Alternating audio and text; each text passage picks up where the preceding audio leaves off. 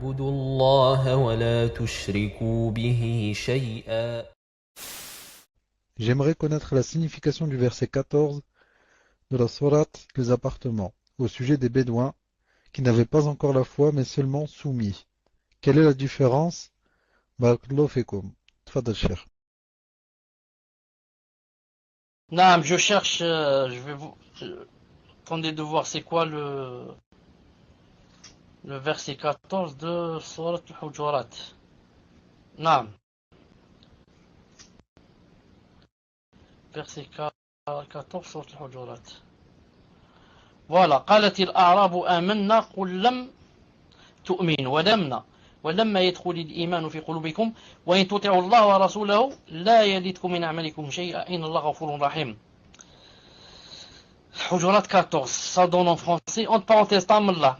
Est-ce que la fois passée, c'est-à-dire quand j'ai ouvert le padlock, j'ai trouvé que tu m'avais écrit quelque chose comme quoi, sur le salam, comme quoi, Cheikh Ibn le permis, etc. Non, demande si la personne est là, le temps que je réponde. Donc en français, les vrais croyants sont seulement qui croient en Allah et en son messager. Non, c'est pas celle-là. Une seconde. Voilà le vrai verset. Les Bédouins ont dit, nous avons la foi. Dit, vous n'avez pas encore tout. Nous nous sommes soumis. Car la foi n'a pas encore pénétré dans vos cœurs. Et si vous obéissez à Allah et son messager, il ne vous fera rien perdre de vos œuvres. Allah est pardonneur et miséricordieux. Alors les Bédouins ont dit, Amen, Arab, Amenna. On a cru. Arab, Amenna. Qul lam tu'minu. Dit, vous n'avez pas encore cru. Vous n'avez pas, c'est-à-dire la foi. Walakin qulu slamna. Mais dites, nous sommes soumis, c'est tout.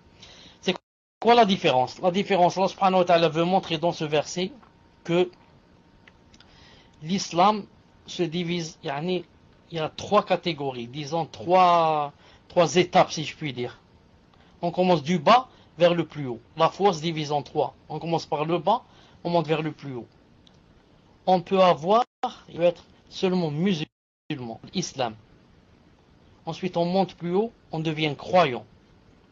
Et on monte ensuite plus haut, deuxième degré, on devient bienfaisant. C'est pour ça que lorsque Jibril alayhi salam est venu voir le prophète sallam, dans sa tenue que vous connaissez, habillé en blanc, un blanc immaculé, noir, cheveux très noirs, etc. Les sahaba ne l'ont pas reconnu. Qu'est-ce qu'il lui a dit? C'est quoi l'islam? Il lui a répondu les cinq. Ensuite il lui a dit c'est quoi l'iman? La foi. Il lui a répondu. Donc ses messagers, son livre, etc. Ensuite il lui a dit c'est quoi l'ihsan? C'est quoi la bienfaisance? Il lui a dit comme quoi tu adorais Allah comme si tu le voyais, si toi tu le vois pas, lui il te voit. Donc en islam, il y a bien une différence entre islam, ensuite iman, ensuite bienfaisance. C'est pour ça que le prophète sallallahu dans un hadith dont il a dit Aslam an-nas wa amana Amr. Il a dit les gens sont musulmans. Et Amr ibn al-As, il est croyant.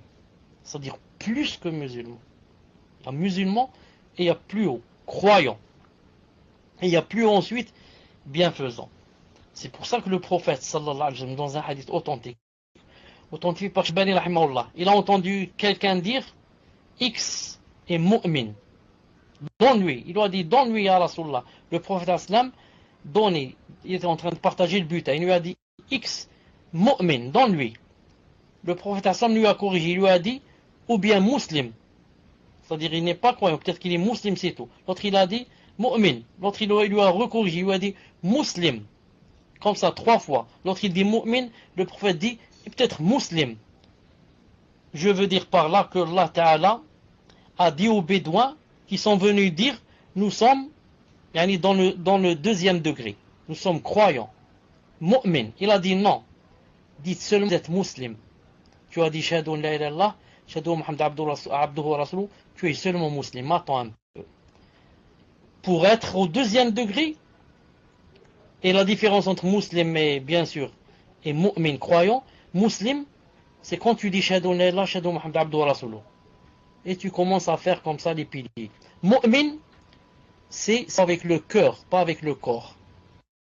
Vous avez compris, muslim, ça a rapport avec le corps. Salat, la zakat, tu fais au hajj, tu fais le ramadan. Mais mu'min, c'est plus élevé. Il y a des choses qui sont dans le cœur. Tu as peur, tu invoques Allah, tu espères Allah Azza wa Jal, naam, que lui. Et comme ça ce sont des choses qui se passent dans le cœur. C'est le deuxième degré. C'est pas n'importe qui peut dire moi je suis au deuxième degré. Il faut toujours dire muslim.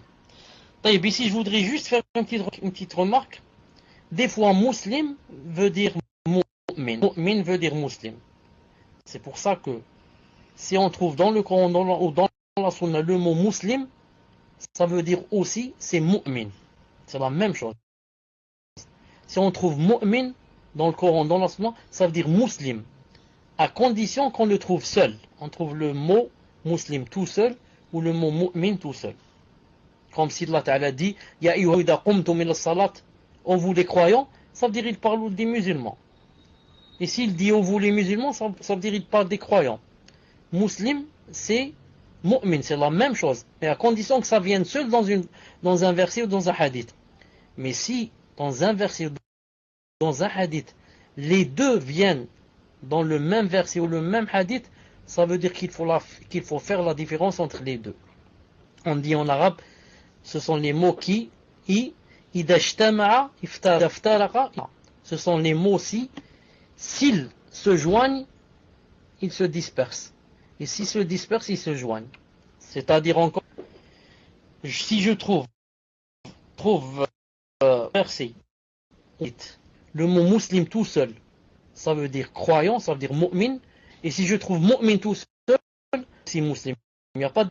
Mais si je trouve un hadith où il y a les deux, ou un verset où il y a les deux, il faut que je fasse la différence en disant, ça veut dire le premier degré, ce qui a rapport avec le corps, et mu'min, ça veut dire deuxième degré, avec le cœur. Ici, Allah Ta'ala dit non, dites aslamna. Donc, il a fait la différence entre mu'min et muslim. Ici, il veut dire que mu'min c'est plus fort que muslim. Non. Le hadith, c'est quoi l'iman? Donc, les deux mots ici sont venus dans le même contexte. Donc, il y a une différence entre muslim et mu'min. Muslim, c'est le corps, mu'min, c'est le cœur. Pourquoi? Parce qu'ils sont venus les deux dans la même phrase, dans le même contexte. On l'a dans le hadith. Mu'min, seulement, ça veut dire le même sens. Bi'idhnillahi ta'ala. Inch'Allah ta'ala.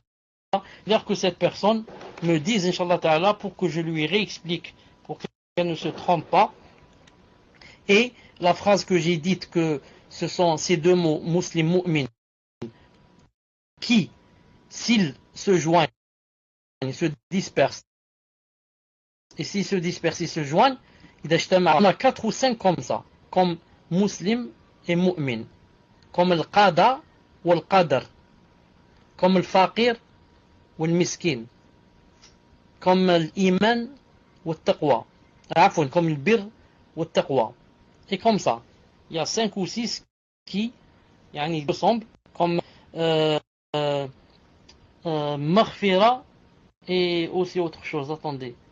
Maghfira et autre chose que j'ai oublié. Ce sont deux mots qui, à chaque fois qu'on trouve un seul, des deux, ça veut dire que ça a aussi le sens de l'autre.